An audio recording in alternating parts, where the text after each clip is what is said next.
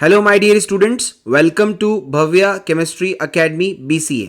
आज के इस वीडियो में हम बात करने वाले हैं chapter 1 some basic concepts of chemistry, जो कि क्लास 11th की केमिस्ट्री का चैप्टर है और CBSE और दूसरे स्टेट बोर्ड्स के लिए बहुत ही इंपॉर्टेंट है। ये वीडियो लेक्चर 8 है जिसका टॉपिक है chemical stoichiometry and stoichiometry calculations. इस वीडियो में हम बात करेंगे केमिकल स्टोकियोमेट्री क्या होती है, उसका मीनिंग क्या है और अलग अलग एग्जाम्पल्स के साथ केमिकल स्टोकियोमेट्री को किसी रिएक्शंस पे कैसे कैलकुलेट किया जाता है वो देखेंगे, और फिर स्टोकियोमेट्री कैलकुलेशंस क्या होती हैं और एग्जामिनर आपसे स्टोकियोमेट्री के बेसिस पे कैसे कैसे कैलकुलेशंस पूछता है वो बात करेंगे। तो आइए स्टूडेंट्स वीडियो की शुरुआत करते हैं। सबसे पहले हम बात करते हैं केमिकल स्टोकियोमेट्री है क्या। तो देखिए स्टूडेंट्स, जो केमिकल स्टोकियोमेट्री है, वो जो वर्ड स्टोकियोमेट्री है वो दो वर्ड से मिलकर बना है, स्टोकियोन और मेट्रॉन। स्टोकियोन का मतलब होता है अमाउंट और क्वांटिटी, मेट्रॉन का मतलब है मेजरमेंट। यानी कि केमिकल स्टोकियोमेट्री को हम ये कह सकते हैं कि किसी भी केमिकल रिएक्शन में कितनी क्वांटिटी या अमाउंट रिएक्ट किया गया उसका मेजरमेंट जब हम करते हैं तो वो केमिकल स्टोकियोमेट्री कहलाता है। तो हम क्या कह देंगे, chemical stoichiometry denotes the quantity of reactants reacted and the quantity of the products formed in the chemical reaction. यानी किसी केमिकल रिएक्शन में कितनी क्वांटिटी में रिएक्टेंट्स ने रिएक्ट किया और कितनी क्वांटिटी में प्रोडक्ट्स का फॉर्मेशन हुआ, ये सारा हम कैलकुलेट करते हैं केमिकल स्टोकियोमेट्री में, राइट। अब जो हम केमिकल स्टोकियोमेट्री लिखते हैं किसी केमिकल रिएक्शन के लिए, उसमें जो हम न्यूमेरिकल टर्म्स लिखते हैं वो कहलाते हैं स्टोकियोमेट्रिक कोफिशिएंट्स। रिएक्टेंट्स के आगे भी न्यूमेरिकल टर्म्स लिखते हैं, प्रोडक्ट के आगे भी न्यूमेरिकल टर्म्स लिखते हैं। वो जो न्यूमेरिक टर्म्स है उसको स्टोकियोमेट्रिक कोफिशिएंट्स कहा जाता है, और यही स्टोकियोमेट्रिक कोफिशिएंट्स रिएक्टेंट्स और प्रोडक्ट्स के मोल्स को डिनोट करते हैं। ध्यान दीजिएगा क्या कहना चाह रहे हैं यहाँ पे। In a chemical stoichiometry the stoichiometric coefficients of reactants and products are their number of moles. यानी कि किसी भी केमिकल रिएक्शन की जो केमिकल स्टोकियोमेट्री लिखी जाती है उसमें जो स्टोकियोमेट्रिक कोफिशिएंट्स रिप्रेजेंट किए जाते हैं रिएक्टेंट्स और प्रोडक्ट्स के, जो कि कोई न्यूमेरिक टर्म होते हैं, वो उनके नंबर ऑफ मोल्स को, किनके, रिएक्टेंट और प्रोडक्ट के नंबर ऑफ मोल्स को रिप्रेजेंट करते हैं। अब जो ये केमिकल स्टोकियोमेट्री है इसकी बात हम सिर्फ और सिर्फ बैलेंस्ड केमिकल इक्वेशन पे करेंगे। यानी कि अगर कोई केमिकल इक्वेशन बैलेंस्ड नहीं है तो उस पर केमिकल स्टोकियोमेट्री अप्लाई नहीं होगी, पहले उसको बैलेंस करना पड़ेगा, क्योंकि बैलेंस्ड केमिकल इक्वेशन पर ही केमिकल स्टोकियोमेट्री एप्लीकेबल है। तो यही बात यहाँ पे कही गई है, it is applicable only to a balanced chemical equation. Okay students, अब आगे देखिए ध्यान से। जब हम केमिकल स्टोकियोमेट्री की बात करते हैं तो हमारे सामने दो तरह के रिएजेंट आते हैं, दो तरह के रिएक्टेंट की बात हम करते हैं।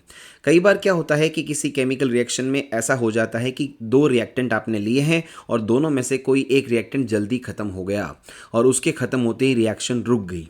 कई बार क्या होता है कि आपने कोई रिएक्टेंट लिया है जो बहुत ही एक्सेस क्वांटिटी में है और जो कि पड़ा है पीछे, जो कंज्यूम ही नहीं हो रहा है और उससे रिएक्शन को कोई फ़र्क ही नहीं पड़ रहा है। कई बार ऐसा होता है कि किसी रिएक्शन में जो दो रिएक्टेंट आपने लिए हैं दोनों के दोनों ही कंज्यूम हो जाते हैं और उनके दोनों के एक साथ ख़त्म होते रिएक्शन रुक जाती है। तो ये क्या चक्कर है, जहाँ पे कोई एक रिएक्टेंट कभी एक्सेस में है कभी कम क्वांटिटी में है। तो हम क्या कहना चाह रहे हैं कि हमारे पास किसी केमिकल रिएक्शन में दो तरह के रिएक्टेंट, दो तरह के रिएजेंट होते हैं। एक होता है लिमिटिंग रिएजेंट, एक होता है एक्सेस रिएजेंट। नाम से ही समझ में आ रहा है, लिमिटिंग रिएजेंट मतलब किसी केमिकल रिएक्शन का वो रिएक्टेंट, वो रिएजेंट जो कि सबसे पहले कंज्यूम हो गया, सबसे पहले खत्म हो गया और उसके खत्म होते ही केमिकल रिएक्शन रुक गई, आगे प्रोडक्ट का फॉर्मेशन नहीं होगा। इंपॉर्टेंट है वो। लेकिन दूसरा जो रिएजेंट है जिसका नाम है एक्सेस रिएजेंट, नाम से ही समझ में आ रहा है, ऐसा रिएजेंट, ऐसा रिएक्टेंट जो कि एक्स्ट्रा क्वांटिटी में है, एक्सेस क्वांटिटी में है, लार्ज क्वांटिटी में है और वो खत्म नहीं हुआ है और वो पड़ा है, लेकिन उसकी वजह से रिएक्शन को कोई अफेक्ट नहीं हो रहा है, क्योंकि वो बहुत लार्ज क्वांटिटी में है इसलिए उस रिएक्शन को अफेक्ट नहीं कर रहा है। तो ये जो लिमिटिंग रिएजेंट है, एक्सेस रिएजेंट, दोनों एक बार उनको अच्छे से समझते हैं। देखिए क्या कहना चाह रहे हैं। Limiting reagent is the reagent which gets consumed first in a chemical reaction and on the completion of which the chemical reaction stops. Limiting reagent एक ऐसा रिएजेंट है जो कि सबसे पहले कंज्यूम हो जाता है किसी केमिकल रिएक्शन में और उसके खत्म होते ही केमिकल रिएक्शन स्टॉप हो जाती है। बिल्कुल बात समझ में आ गई आपको। तो यहाँ पे जो लिमिटिंग रिएजेंट ये इंपॉर्टेंट हो गया, क्योंकि जैसे ही खत्म हो जाएगा उसके बाद रिएक्शन स्टॉप हो जाएगी, प्रोडक्ट का फॉर्मेशन रुक जाएगा। दूसरी तरफ जो एक्सेस रिएजेंट है उसके बारे में क्या कहना चाह रहे हैं, excess reagent is the reagent which is present in the excess quantity. Excess reagent वो रिएजेंट है जो कि एक्सेस क्वांटिटी में प्रेजेंट है and which do not affect the reaction, और जो कि किसी केमिकल रिएक्शन को अफेक्ट नहीं करता है, राइट। अब ये जो एक्सेस रिएजेंट है या लिमिटिंग रिएजेंट है, इसका पता हम कब करेंगे, जब रिएक्शन पूरी कंप्लीट हो चुकी होती है तब। यानी कि जब कोई रिएक्शन चल रही है, प्रोग्रेस कर रही है, आगे बढ़ रही है, कंप्लीट हो रही है, इन बिटवीन द रिएक्शन हम कभी भी एक्सेस रिएजेंट और लिमिटिंग रिएजेंट का डिटर्मिनेशन नहीं करते हैं। बात समझ में आ गई आपको, यही बात यहां पे कही गई है। लिमिटिंग रिएजेंट और access reagent determination is done after the completion of a reaction but not during the progress of reaction. कहने का मतलब बड़ा सिंपल सा है कि जब रिएक्शन प्रोसीड कर रही है, जब रिएक्शन आगे बढ़ रही है, प्रोग्रेस कर रही है, उस दौरान आप लिमिटिंग रिएजेंट और एक्सेस रिएजेंट नहीं डिटरमाइन करोगे। रिएक्शन पूरी कंप्लीट हो गई, अब आप देखो कि कौन सा रिएजेंट कंज्यूम हो गया, वो लिमिटिंग रिएजेंट है, कौन सा बच गया जो एक्सेस क्वांटिटी में है वो एक्सेस रिएजेंट है। बात समझ में आ गई। अब हम क्या करते हैं, अलग अलग एग्जांपल्स लेते हैं कॉमन रिएक्शंस के जो कि आपने प्रीवियस क्लासेस में पढ़ रखी हैं, उन पे केमिकल स्टोइकियोमेट्री देखते हैं और फिर कैसे उनके स्टोइकियोमेट्री कोफिशिएंट की हेल्प से, केमिकल स्टोइकियोमेट्री की हेल्प से हम number of moles, number of molecules और दूसरी चीजें भी डिटरमाइन कर सकते हैं, वो देखते हैं। तो आपको तीन चीजें अच्छे से समझ में आ जानी चाहिए, ध्यान रखनी है। पहला, लिमिटिंग रिएजेंट का डिटर्मिनेशन कैसे करते हैं, एक्सेस रिएजेंट का डिटर्मिनेशन कैसे करते हैं, और लिमिटिंग रिएजेंट और एक्सेस रिएजेंट का डिटर्मिनेशन कब होता है, राइट। चलिए अब हम एग्जांपल्स की बात करते हैं। तो देखते हैं सबसे पहला एग्जांपल। सबसे फर्स्ट एग्जांपल हम देख रहे हैं, formation of ammonia from nitrogen and hydrogen through Haber's process. बहुत ही बेसिक इक्वेशन है, आपने प्रीवियस क्लासेस में भी पढ़ रखी है। N2 गैसियस फॉर्म में रिएक्ट करता है हाइड्रोजन के साथ गैसियस फॉर्म में, जिससे अमोनिया का फॉर्मेशन होता है गैसियस फॉर्म में। अगर हम बैलेंस्ड केमिकल इक्वेशन की बात करें तो N2 का 1 होगा यहाँ पे stoichiometry coefficient in gaseous form, reacts with 3H2 gaseous, gives 2 ammonia gaseous, right. तो यहाँ पे एक बैलेंस्ड केमिकल इक्वेशन हमारे सामने आ गई। इस बैलेंस्ड केमिकल इक्वेशन की जो नंबर ऑफ मोल्स या जो स्टोइकियोमेट्री कोफिशिएंट्स हमको दिखाई दे रहे हैं, नाइट्रोजन का 1, हाइड्रोजन का 3, अमोनिया का 2, यही केमिकल स्टोइकियोमेट्री है। मतलब कहने का ये हुआ, रिएक्टेंट्स और प्रोडक्ट्स के जो स्टोइकियोमेट्री कोफिशिएंट को लिखना ही उस केमिकल रिएक्शन की केमिकल स्टोइकियोमेट्री कहलाता है। तो केमिकल स्टोइकियोमेट्री इस रिएक्शन की क्या हो जाएगी, 1 3 2। 1 किसके लिए है, नाइट्रोजन के लिए, 3 किसके लिए है, हाइड्रोजन के लिए, और 2 किसके लिए है, अमोनिया के लिए। जैसा कि मैंने अभी आपसे कहा कि किसी भी बैलेंस्ड केमिकल रिएक्शन की जो केमिकल स्टोइकियोमेट्री है, उसमें जो आपने स्टोइकियोमेट्री के कोफिशिएंट्स लिखे हैं वो रिएक्टेंट्स और प्रोडक्ट्स के नंबर ऑफ मोल्स को शो करते हैं। तो हम यहाँ पे क्या बोल देंगे कि अगर हम नंबर ऑफ मोल्स के रेस्पेक्ट में बात करें तो हम क्या कहेंगे, 1 mole of nitrogen reacts with 3 mole of hydrogen two gives 2 moles of ammonia, right. यहाँ पे जो स्टोइकियोमेट्रिक कोफिशिएंट है उसको आप मोल से रिलेट कर सकते हो, डायरेक्ट मास से रिलेट नहीं कर सकते। आप ऐसा नहीं बोल सकते कि 1 gram of nitrogen reacts with 3 gram of hydrogen to give 2 gram of ammonia, no. आप मोल्स के से रिलेट कर सकते हो, मोल्स के रेस्पेक्ट में बात कर सकते हो।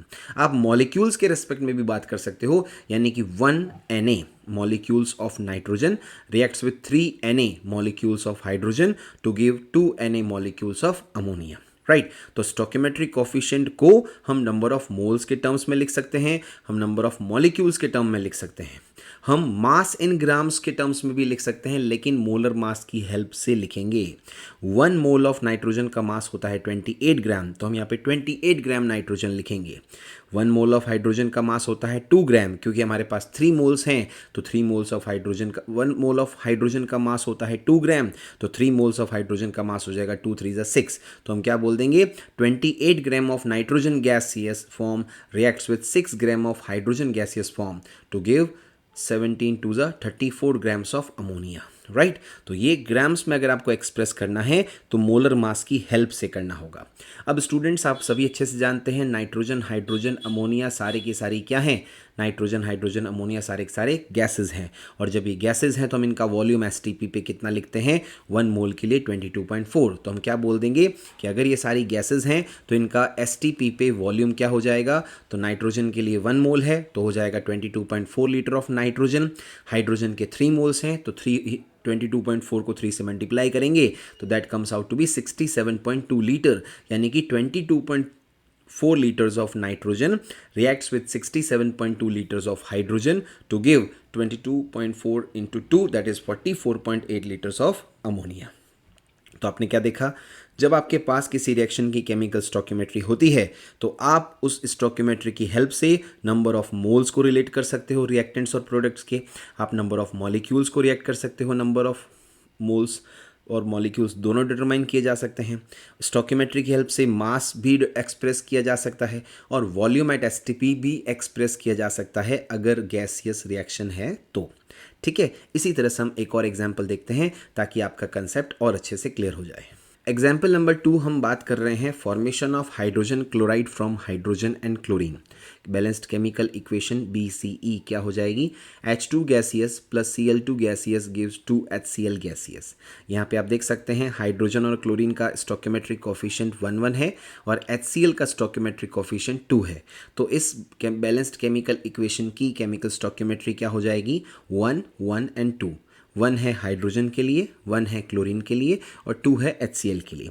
जैसा कि आप जानते हैं जो केमिकल स्टोइकियोमेट्री में आपने स्टोइकियोमेट्रिक कोफिशिएंट लिखे हैं रिएक्टेंट और प्रोडक्ट के, वो उनके नंबर ऑफ मोल्स को शो करते हैं। तो नंबर ऑफ मोल्स क्या लिखेंगे हम, 1 mole of hydrogen react with 1 mole of chlorine to give 2 moles of HCl।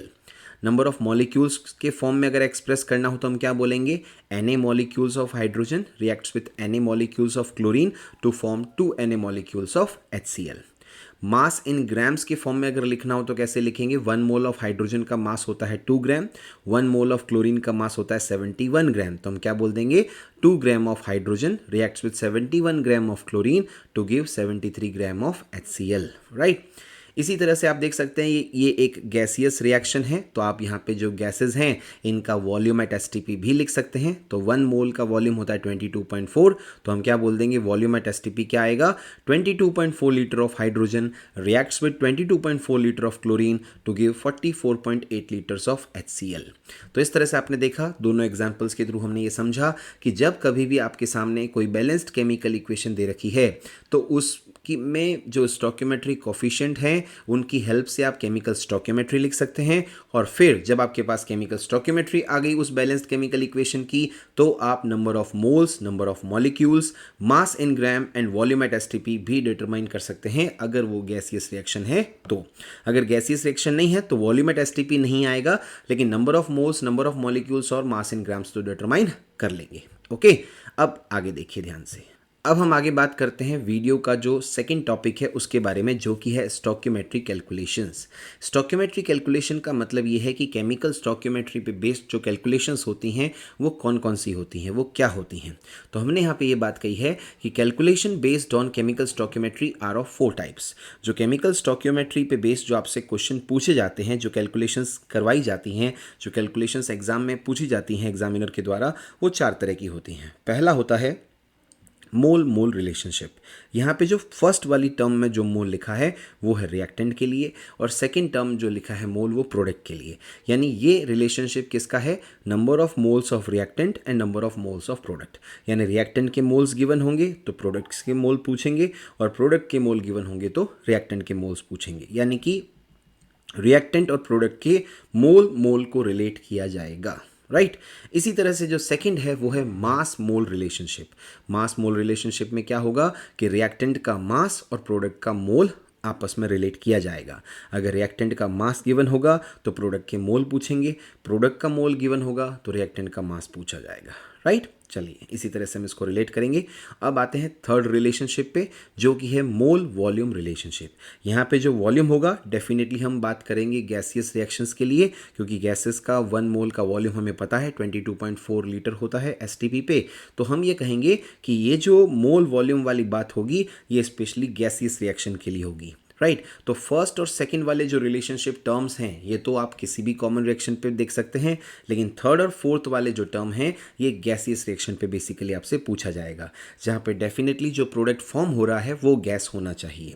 तो थर्ड रिलेशनशिप है मोल वॉल्यूम रिलेशनशिप, यानी कि रिएक्टेंट के मोल्स को रिलेट किया जाएगा प्रोडक्ट के वॉल्यूम के साथ। अब रिएक्टेंट के मोल्स गिवन होंगे तो प्रोडक्ट का वॉल्यूम पूछा जाएगा, प्रोडक्ट का वॉल्यूम गिवन होगा तो रिएक्टेंट के मोल्स पूछे जाएंगे। इसी तरह से जो फोर्थ टर्म है वो है मास वॉल्यूम रिलेशनशिप, यानी कि रिएक्टेंट के मास को प्रोडक्ट के वॉल्यूम के साथ रिलेट किया जाएगा। रिएक्टेंट का मास गिवन हुआ तो प्रोडक्ट का वॉल्यूम पूछा जाएगा, और प्रोडक्ट का वॉल्यूम गिवन हुआ तो रिएक्टेंट का मास पूछा जाएगा। इस तरह से ये 4 रिलेशनशिप हमको ध्यान रखनी है। मोल मोल, मास मोल, मोल वॉल्यूम और मास वॉल्यूम बेस्ड क्वेश्चन हमसे पूछे जाते हैं। तो हम अब क्या करते हैं, इन चारों रिलेशनशिप पे बेस्ड एक एक प्रैक्टिस क्वेश्चन देखते हैं, जिससे कि हमें समझ में आए कि कैसे एग्जामिनर इन मोल को मोल से रिलेट करता है, मास को मोल से रिलेट करता है, मोल को वॉल्यूम से रिलेट करता है और मास को वॉल्यूम से रिलेट करता है। क्वेश्चन की फॉर्म पढ़ते ही, क्वेश्चन की लैंग्वेज पढ़ते ही समझ में आ जाएगा कि वो कौन से टाइप का क्वेश्चन है। मोल मोल है, मास मोल है, मोल वॉल्यूम है या मास वॉल्यूम है। तो आइए अब कुछ प्रैक्टिस करते हैं क्वेश्चंस, जिससे कि ये कैलकुलेशंस हमें और अच्छे से समझ में आ जाएं और ये चारों टाइप्स को हम इजीली आइडेंटिफाई कर पाएं और देख पाएं कि स्टोइकियोमेट्री कैलकुलेशंस क्या होती हैं। तो आइए स्टूडेंट्स बात करते हैं क्वेश्चन नंबर 1 की। क्वेश्चन नंबर 1 आपके सामने दे रखा है, देखिए ध्यान से। How many moles of oxygen will be obtained by the thermal decomposition of 0.1 moles of potassium chlorate?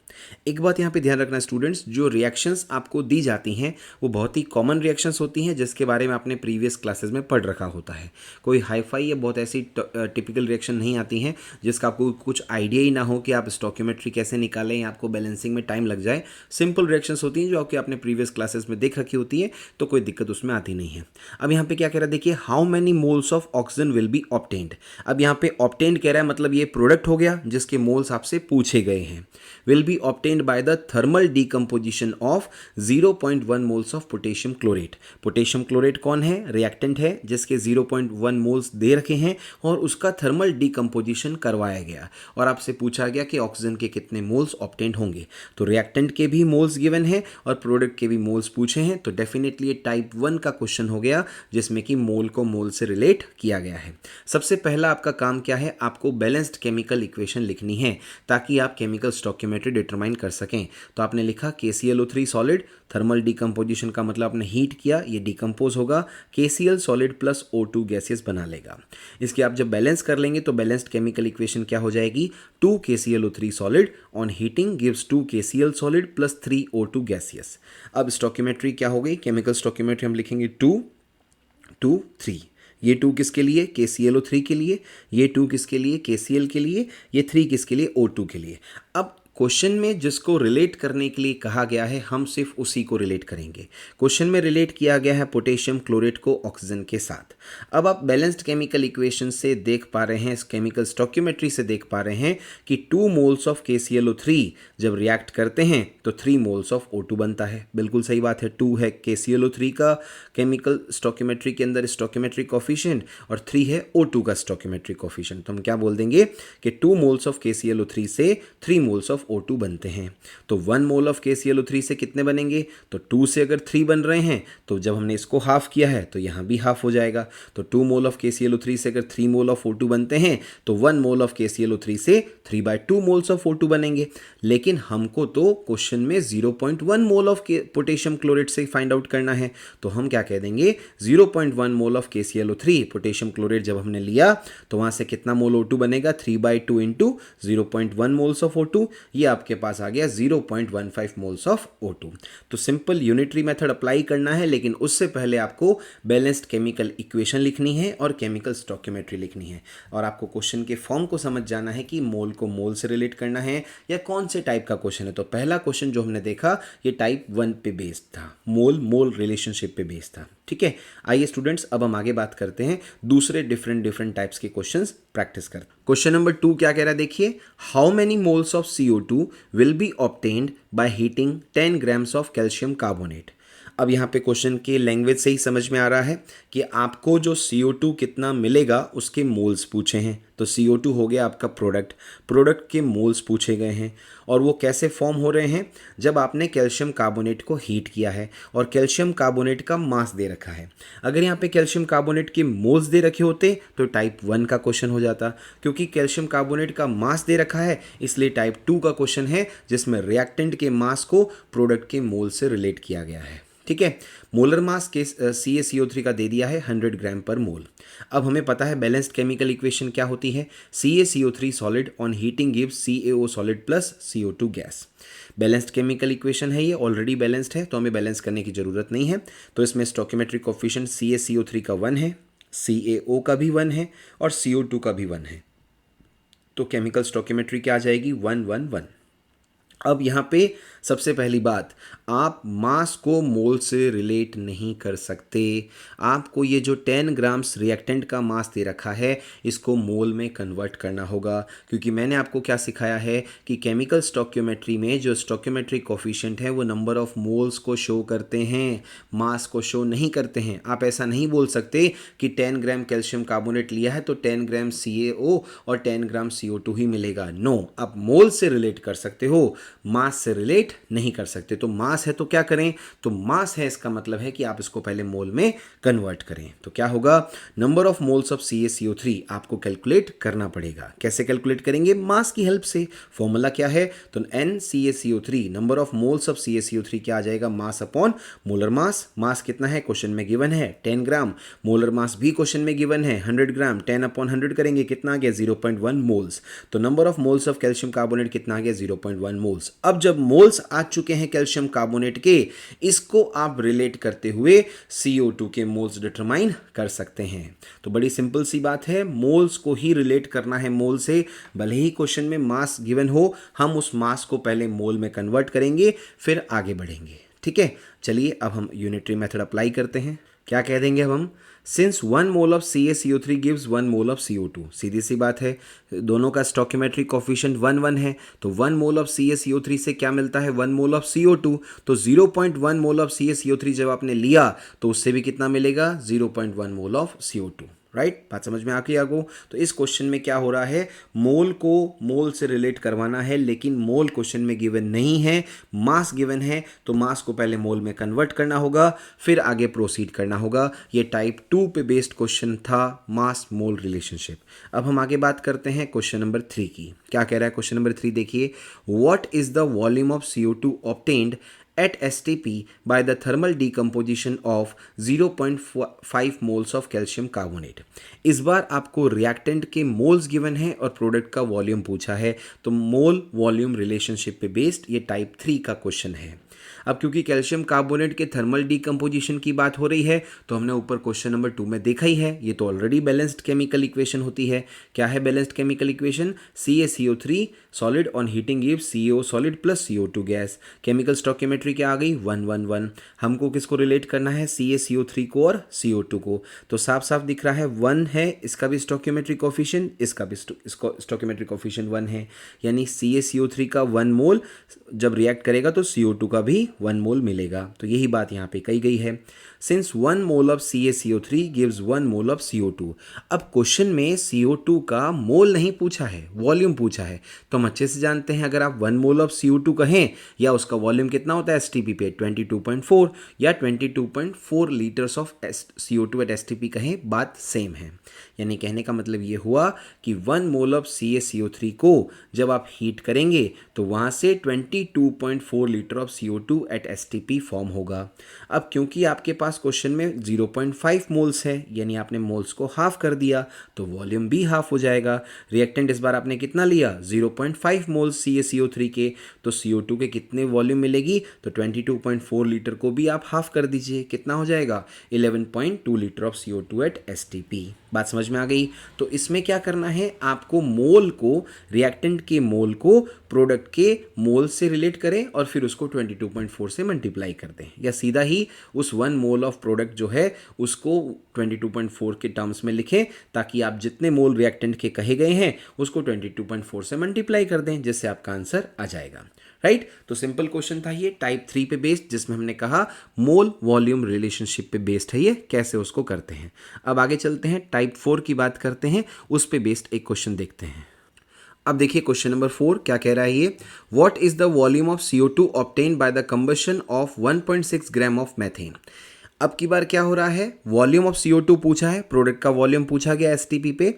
STP यहाँ पे मिसिंग है, लेकिन हम मान के चलते हैं STP ही दिया गया है। और आपको मास ऑफ रिएक्टेंट गिवन है। देखो स्टूडेंट, फिर से वही बात आ गई है, मास को कभी भी मोल से या वॉल्यूम से रिलेट नहीं कर सकते। दिए गए मास का हमें पहले मोल निकालना होगा, क्योंकि कैलकुलेशन मोल में ही होगी, राइट। तो इस रिएक्टेंट के मास को हम मोलर मास से डिवाइड करके, जो क्वेश्चन में गिवन है, हम नंबर ऑफ मोल्स निकालेंगे, फिर उस नंबर ऑफ मोल्स को वॉल्यूम से रिलेट करके फिर आगे बढ़ेंगे, राइट। तो number of moles of methane का फॉर्मूला क्या हो जाएगा, मास अपॉन मोलर मास। मास कितना है 1.6 ग्राम, मोलर मास कितना है 16, क्वेश्चन में गिवन है। 1.6 को 16 से डिवाइड किया, ये आ जाएगा 0.1 मोल्स, ठीक है। अब हमारे पास आगे रिएक्शन को प्रोसीड करने का तरीका समझ में आ गया कि अब आपको बैलेंस्ड केमिकल इक्वेशन लिखनी है, स्टोइकियोमेट्री निकालनी है, 1 मोल से कितना मिल रहा है वो देखना है CO2 का वॉल्यूम, और 0.1 मोल ऑफ मैथेन से कितना मिलेगा उसको मल्टीप्लाई करना है। तो आपने सबसे पहले बैलेंस्ड केमिकल इक्वेशन लिखी, मैथेन का कंबशन कराया, तो CH4 gaseous plus 2O2 gaseous give 1 CO2 gaseous plus 2 H2O liquid. Relate किसको करना है, CH4 को। किसके साथ रिलेट करना है, CO2 के साथ। CH4 का स्टोइकियोमेट्रिक कोफिशिएंट क्या है 1, CO2 का भी कितना है 1। ओवरऑल केमिकल स्टोइकियोमेट्री क्या आ गई 1 2 1 2। तो हम क्या बोल देंगे, 1 mole of CH4 gives 1 mole of CO2। CH4 के 1 मोल से कितना मिलता है, CO2 का भी 1 मोल मिलता है। CO2 के 1 मोल को और क्या कह सकते हैं, 22.4 litre of CO2 at STP। अब जब आपने CH4 का 1 मोल लिया है तो CO2 का 22.4 लीटर मिला STP पे। अगर आप CH4 का 0.1 मोल ले लेते हैं, अब ये 0.1 कहाँ से आया, हम ऊपर ऑलरेडी कैलकुलेट कर चुके हैं। तो 0.1 मोल ऑफ मैथेन जब आपने लिया तो 22.4 into 0.1 that is 2.24 litre of CO2 at STP form हो जाएगा। तो इस तरह से स्टूडेंट्स आपने देखा, इस वीडियो में हमने बात की केमिकल स्टोइकियोमेट्री क्या होता है, उसको कैसे डिटरमाइन करते हैं, लिमिटिंग रिएजेंट क्या होता है, एक्सेस रिएजेंट क्या होता है, उसका डिटर्मिनेशन कैसे किया जाता है। फिर हमने देखा केमिकल स्टोइकियोमेट्री के बेस्ड कैलकुलेशंस कैसे होती हैं, मास मोल रिलेशनशिप, मोल मोल रिलेशनशिप, मोल वॉल्यूम रिलेशनशिप और मास वॉल्यूम रिलेशनशिप, और उन पे बेस्ड चारों टाइप पे बेस्ड एक एक क्वेश्चन प्रैक्टिस किया ताकि आपको कहानी अच्छे से समझ में आए।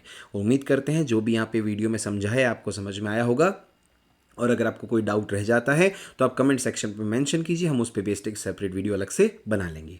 अगर अभी तक आपने हमारे चैनल को सब्सक्राइब नहीं किया है तो जरूर सब्सक्राइब करें, ताकि क्लास 11th की केमिस्ट्री के सारे चैप्टर्स के सभी वीडियोस आपको सिस्टमेटिक फॉर्म में एक ही चैनल पे, एक ही प्लेटफॉर्म पे अवेलेबल हो जाएं। Okay students, thank you very much.